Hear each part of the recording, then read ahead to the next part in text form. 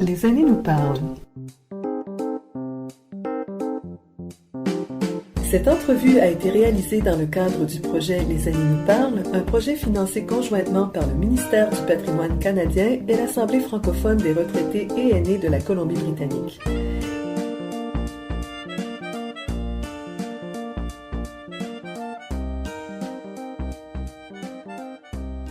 Nous accueillons aujourd'hui Margot Landry-Anderson, qui vit en Colombie-Britannique depuis plus de 40 ans et qui a participé à plusieurs organismes, qui s'est impliqué dans la communauté et qui a toutes sortes de choses à nous raconter sur cette histoire-là des francophones à Victoria et dans d'autres parties de la province aussi.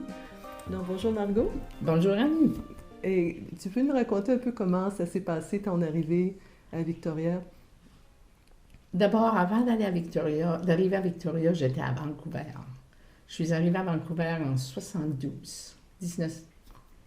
1972. J'étais venue pour 3 mois. Quand je suis arrivée, je travaillais suite à un accident d'auto en Gaspésie. Le médecin m'avait dit de faire attention sur la glace au mois de janvier. Alors, il y avait une Gaspésienne, une amie de la famille, qui cherchait quelqu'un pour s'occuper de ses 2 enfants, qui avaient 2 ans et 5 ans. Alors, je suis venue travailler dans une famille, s'occuper des enfants. Je me suis aperçue qu'après 6 mois, c'était pas vraiment là, ce que je voulais faire. Mais quand même, avec Lucette, la dame où j'étais, elle écoutait la radio francophone, la radio française qu'on appelait. Alors, en arrivant, je me suis impliquée avec la francophonie. Et est-ce que tu parlais l'anglais à cette époque-là? Ben, je viens du Nouveau-Brunswick, ça fait... j'avais un peu d'anglais, puis au Québec, j'ai eu à parler anglais des fois avec des clients. Je travaillais dans une banque. J'ai habité au Manitoba pendant 2 ans. Alors, je pensais que je savais parler anglais, mais je veux te dire que quand on arrive ici avec tous les accents britanniques, irlandais, écossais, ton anglais, là, il n'est pas fort. Et à quoi ça ressemblait la communauté francophone à cette époque-là, en 72? On avait des rencontres. Il y avait sur la rue Cambie, c'était là que se trouvait le bureau pour le Soleil, le journal Le Soleil. À Vancouver. À Vancouver, avec M. Piola. Et c'était dans ces locaux qu'on se rencontrait, la francophonie. Puis il y avait la Fédération de la Colombie-Britannique, que l'on a aujourd'hui, j'ai oublié le titre exact, qu'est-ce que c'était, mais aussi on parlait d'avoir le centre culturel.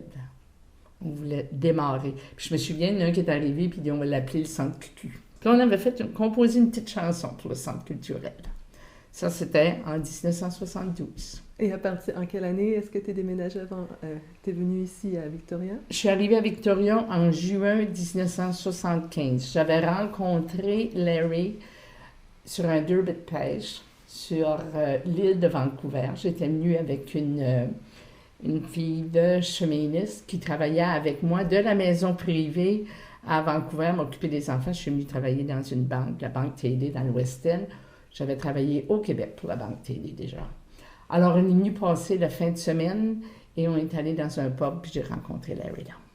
En septembre, je suis déménagée à Victoria en juin 1975. Et Victoria, c'était comment?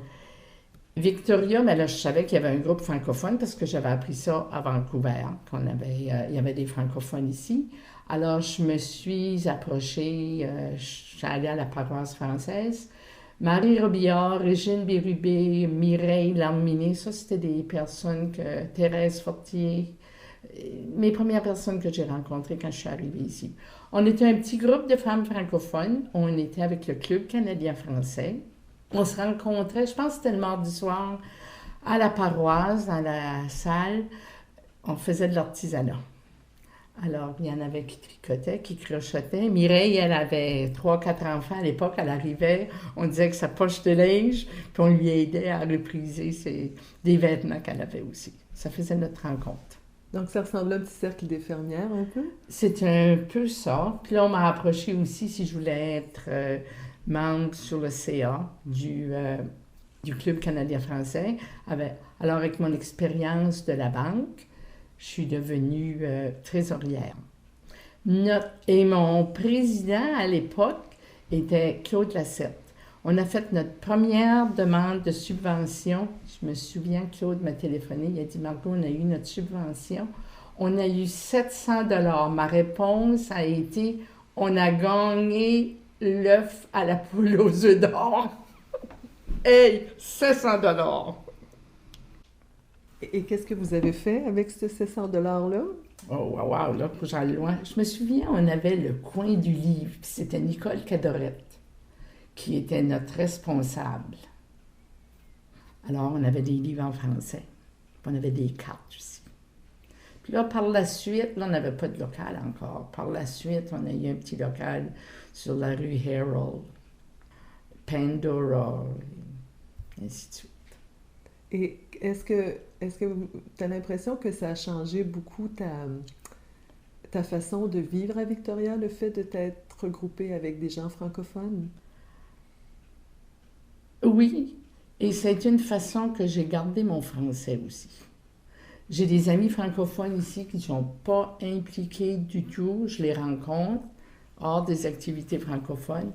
Puis ça reste à elles, mais moi j'ai besoin de ce coin-là, de revoir, d'aller à des activités en français.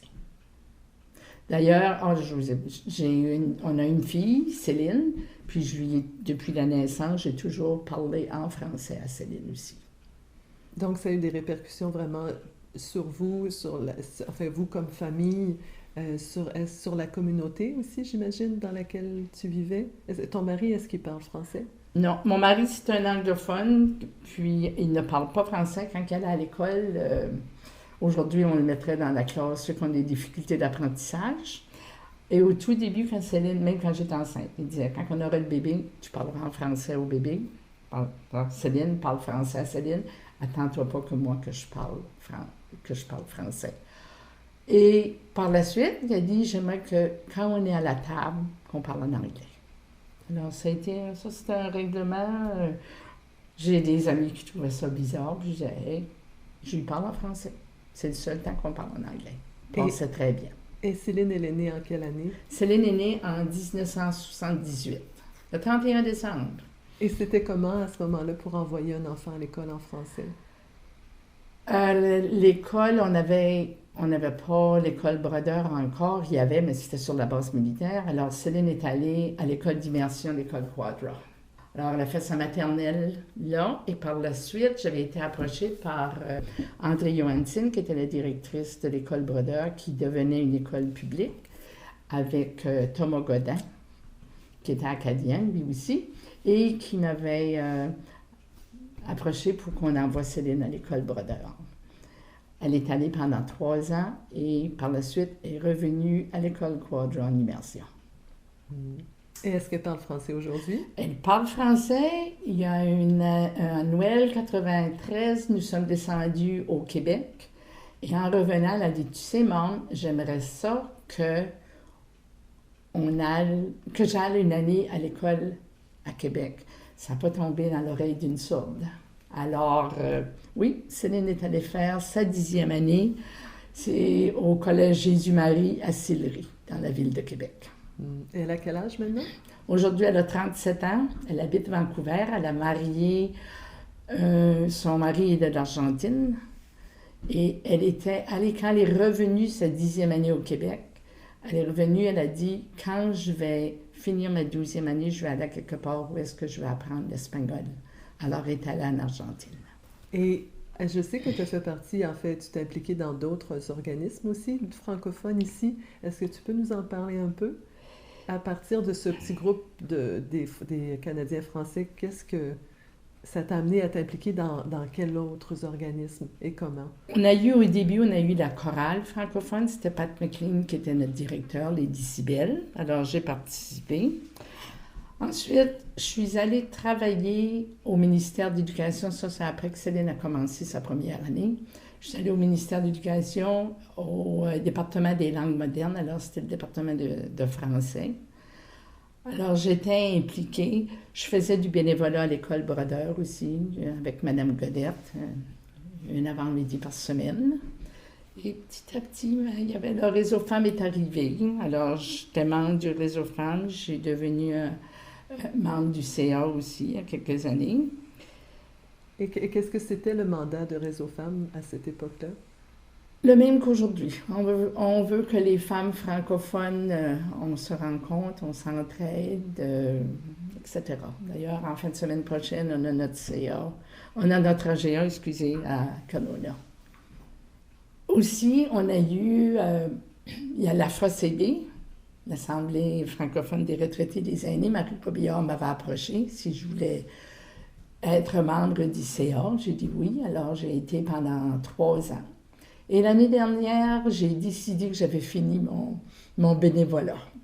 C'était, depuis que je suis arrivée en Colombie-Britannique que je le faisais. Je dis non, je ne suis plus dans les organismes. Je fais du bénévolat quand même, pas de la même manière.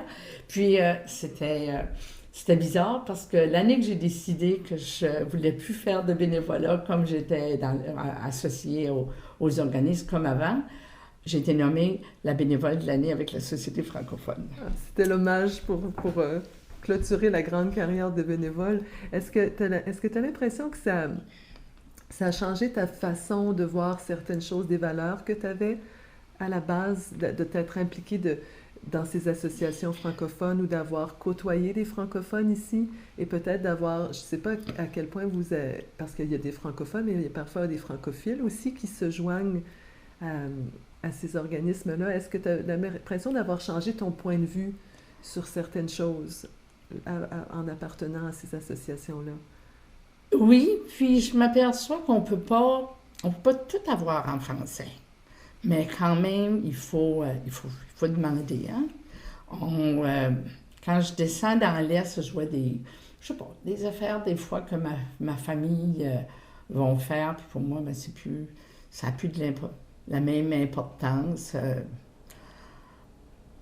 Je continue toujours à parler français dans les organismes. Oh, j'ai oublié aussi, j'ai travaillé pendant 12 ans à l'école Bayside Middle School, qui était une école d'immersion à Brentwood. Alors, j'étais en immersion française. Et là aussi, c'était important, comme pour les enfants, de parler le français, mais on ne peut pas, moi je dirais, on ne vit pas en milieu francophone. Il y a des attentes qu'il faut dire, bon, ben, OK, c'est pas pour ici. Une acceptation d'être une minorité. Oui, justement. Souvent, on me demande, est-ce que comment est-ce que tu te trouves avec les anglophones, etc., ici et ça. J'ai pour vous dire qu'il y a ça faisait 3 mois que j'étais à Victoria, puis j'étais allée à Bastion Square, puis j'avais une amie gaspésienne qui habitait à Vancouver, qui était venue me visiter. Puis on se parlait en français, puis un type qui s'était dans le bar, puis il nous a dit « Speak white ». J'ai dit « That's what we're doing ». C'était la seule fois que je peux dire qu'un anglophone n'a pas été gentil avec moi. Le reste, ouais. Et est-ce que tu trouves que ça valait la peine de faire ce que tu as fait, de t'être impliqué, d'avoir demandé des choses en français qui n'existaient pas à la base? Qu'est-ce que ça t'a apporté dans ta vie ou pour les gens autour de toi? Ça vaut la peine qu'on demande d'avoir des choses en français parce que si on ne le fait pas, on ne l'aura pas. Il y a comme une chose, je me souviens, une année quand Céline a commencé sa maternelle, elle est arrivée de l'école, puis elle avait un formulaire, on avait toutes les langues sauf le français. Wow! Puis notre directeur de l'école Quadra était de l'Inde, alors je suis allée le voir. Hein? Une autre fois, je vais à l'hôpital Jubilee, puis il y avait des choses, il y avait une petite annonce, là, ça donnait les heures d'ouverture. Il n'y avait rien en français. Ça fait que j'ai dit à la dame, là, j'ai dit, on devrait avoir en français. Puis elle a dit, elle a dit, les Français, les francophones, vous êtes bilingues. J'ai dit, non, dis-moi pas ça, OK? Hein? J'ai dit, je vais venir demain vérifier si c'est en français. Et je suis venue le lendemain, et c'était en français, puis c'était sans faute. Alors, elle est allée demander à quelqu'un de lui donner un coup de main. Wow! Et puis, est-ce que tu as des grandes fiertés, des souvenirs, des choses dont tu as été fière dans ces années-là de bénévolat ou de participation à la vie francophone? D'abord, Céline était en 4e année. Puis on était à une réunion, une assemblée, comme qu'on appelle, dans les écoles d'immersion, et on chantait au Canada. Et Céline arrivait à la maison le soir, puis elle a dit, Maman, tu devrais apprendre à chanter au Canada en anglais. J'ai dit, non, Céline, je vais t'expliquer. J'ai dit, Maman, elle est francophone, elle chante en français. Canada, c'est un pays bilingue. Si un jour je suis dans une chorale, quelque chose qu'il faut que j'apprenne au Canada en anglais, je vais l'apprendre. Mais pour le moment, je vais continuer comme ça. On a eu la journée de la francophonie qui a commencé, j'ai oublié depuis quelle année qu'on a ça. La première fois qu'on a chanté au Canada, à l'Assemblée législative en français, Céline était là, puis elle me regarde, puis elle dit « Tu pleures? » Puis pour moi, c'était émouvant. Ça voulait dire quelque chose. Beaucoup. Oui. Puis si on veut garder notre français, il faut surtout aujourd'hui, avec les Chinois puis les autres langues que l'on a, on se bat, si je peux dire. Il faut continuer à le faire. Il faut être fort. J'ai travaillé au ministère de l'Éducation, puis je me souviens, on avait un congrès des professeurs de l'immersion à Sydney, puis wow, on avait reçu des appels de menaces. J'avais passé ça à mon directeur, je passais le téléphone, j'ai dit, tiens, répondre, quelqu'un n'est pas de bonne humeur. Puis ça, c'était les débuts de l'école d'immersion. Hein. C'est certain que c'était moins accepté, mais on s'aperçoit aujourd'hui que je peux faire erreur, mais on m'a dit que c'était la Colombie-Britannique où est-ce qu'on trouve le chiffre le plus élevé au Canada pour les élèves en immersion. Et est-ce que tu as des regrets? D'avoir continué à parler français ou d'être venu vivre ici? Des regrets, oui, de choses que tu aurais fait différemment. Pas vraiment. Parce que Céline parle en français, alors je parle encore français. Je suis guide touristique, j'ai comme qu'on appelle en anglais Step On Guide. J'ai démarré ma petite agence en 92. Et souvent, j'ai des touristes qui me disent « Ah, Margot, ça fait plus de 40 ans que tu es ici, tu parles encore français? » Oui, et j'en suis fière. Je me suis aperçue, surtout quand je travaillais au ministère de l'Éducation, ça c'est quand les ordinateurs sont arrivés, mais on ne connaît pas cette terminologie-là. Hein? Alors, je me suis acheté un livre, le guide pratique du français au bureau. C'était comme ma Bible pour moi. Et c'est là qu'on apprend. Je ne voulais pas dire un screen, je voulais dire un écran. Et tous ces mots d'informatique qu'on ne connaissait pas avant, qui ne faisaient pas partie du vocabulaire. Hein. J'ai un dictionnaire français, puis j'ai un dictionnaire français-anglais que j'utilise encore. Avec l'ordinateur, je peux aller fouiller à l'ordinateur, mais je ne demande pas à Google de me faire des traductions. Ça, je trouve ça horrible. Et en terminant, en tant que francophone, en tant qu'Acadienne aussi, parce que je sais que tu es Acadienne, de quoi est-ce que tu es le plus fière? Que ma fille parle français. Et quand je descends dans l'Est, si Céline est avec moi, on a eu une réunion de famille, je suis allée voir des amis. Ta fille parle français, t'as marié un anglophone. Félicitations, Marco. Et ça, c'est un grand bonheur de maman francophone, je le connais. Toi aussi, hein? Oui. Oui, parce que c'est facile d'oublier des mots, puis tu le cherches pas, puis tu le dis en anglais. Hein? Est-ce qu'il y a quelque chose d'autre que tu aimerais ajouter? Un message à d'autres francophones qui sont ici, ou d'autres mamans francophones, d'autres arrivants francophones, d'autres personnes francophones vivant en milieu minoritaire?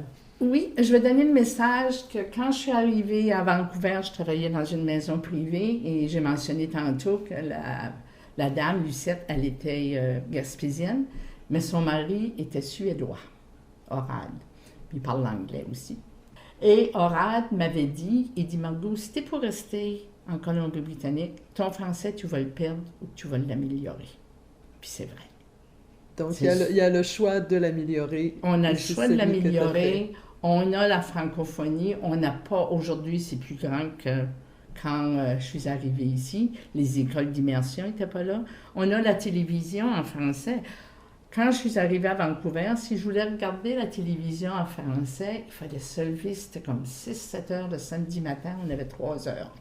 de télévision, mais on avait la radio. Tandis qu'aujourd'hui, les gens qui déménagent de l'Est, qui s'en viennent ici, ils peuvent continuer à regarder les émissions qu'ils avaient chez eux. Alors, c'est ça. Si on arrive ici, les jeunes ou les plus âgés, il faut faire un gros effort pour garder notre français. Surtout quand on a des enfants, ben, c'est encore la même chose. Mon amie Gisèle Robichaud avait dit, on les a eu les Anglais. Elle dit, ils n'ont pas voulu apprendre le français, mais elle a dit, on s'est fait faire des enfants, puis nos enfants, ils parlent en français, eux autres. Elle avait raison, Gisèle. La bonne vieille méthode catholique. Ça marche au Québec, on parle encore tous. Mais merci beaucoup, Margot, de nous avoir accordé cette entrevue aujourd'hui. Et puis, une bonne continuation pour les petits-enfants à venir, peut-être. Merci, on verra.